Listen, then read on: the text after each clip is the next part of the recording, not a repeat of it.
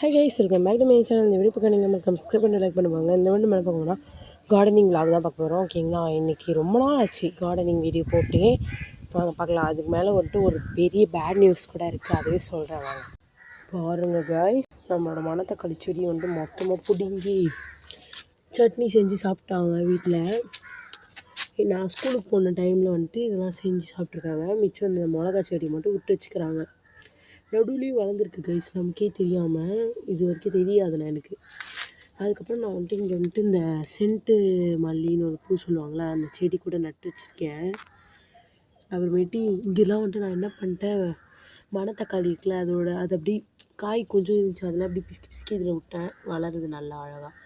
இங்கே வெங்காயம் செடி வச்சுருக்கேன். இந்த வெங்காயத்தில் லைட்டாக வேர் விட்டுருந்துச்சு, அதனால் இதெல்லாம் ஆனியன் ரிங்ஸ் எடுத்துக்கலாம் அப்படி சொல்லிட்டு இங்கே வச்சுருக்கேன். இங்கே மிளகா செடி, இங்கே வந்துட்டு ஒரு செடி போட்டிருக்கேன், வளர்ந்ததுக்கப்புறமா சொல்கிறேன். ஓகேங்களா, இந்த கையில் ஷிஷ் டப்பா வச்சுருக்கேன் நினைக்காதீங்க, இது வேஸ்ட் காலி ஆயிடுச்சு, அதை தண்ணி ஊற்றி வச்சுருக்கேன். நம்ம ஃபஸ்ட்டு இதை ஊற்றிக்கலாம். கொஞ்சம் நாளாக சொல்கிறதில்ல, அதனால தான் வந்து இந்த பேட் நியூஸ் நடந்து ரொம்ப நாள் ஆச்சு, சொல்ல மறந்துட்டேன் கைஸ். எல்லாத்துக்கும் தண்ணி ஊற்றுவோம். இங்கே பாருங்களேன், இன்னும் இந்த மணத்தக்காளி ஃப்ரெஷ்ஷாக இருக்குது. இந்த மாதிரி கீழே கண்டதெல்லாம் நான் வந்துட்டு உடச்சி விட்டேன். அதில் தான் இந்த மாதிரி குட்டி குட்டியாக வளர்ந்துருக்கு. ஓகே, நம்மளோட ஆனியனும் மறந்துட்டோம். ஆனியன்லாம் வராது, ஜஸ்ட்டு நம்ம வந்துட்டு அதுலேருந்து ஆனியன் ரிங்ஸ் மட்டும் எடுத்துக்கலாம். அது வந்துட்டு அதை வச்சு நம்ம வந்துட்டு ஏதாவது சமைச்சி சாப்பிட்டுக்கலாம். இன்னும் இந்த மிளகா செடியில் வந்துட்டு ஒரு பூ கூட வரல கைஸ், பாருங்கள். எப்படா இது வந்துட்டு மிளகா தரும் அப்படின்னு சொல்லி எனக்கு ஒரே குஷியாக இருக்குது. ஆனால் இவ்வளோ பெருசாக வளர்ந்து இந்த செடியிலேருந்து மட்டும் மிளகா வரல. இந்த பாருங்கள், இந்த செடியில் நோ இம்ப்ரூவ்மெண்ட், அப்படியே தான் இருக்குது. பூவும் இல்லை, ஒன்றும் இல்லை.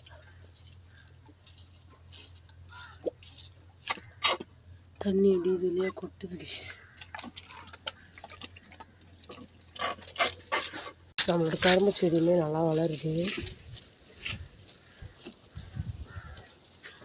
பாருங்க, தெரியுதா? 15 கரும்பு கிட்டே இருக்குது கைஸ். 15 கரும்பு இருக்குது. இதுலேருந்து அந்த வேஸ்ட் இலையெல்லாம் க்ளீன் பண்ணி போட்டு வச்சுக்கோம். வித்தியாசம் ரீஃபில் பண்ணி அதே இதில் வைக்கணும். அப்போ தான் வந்து நமக்கு கொஞ்சம் ஈஸியாக இருக்கும் வேலை. இருக்கா பார்ப்போம். பாருங்கள், பழுத்துருக்கு, லைட்டாக பழுத்துருக்கு, வேணாம், அப்புறமேட்டு பறிச்சுக்கலாம். ஓகே கைஸ், பாய். மறக்காம சப்ஸ்கிரைப் பண்ணுங்கள், லைக் பண்ணுங்கள்.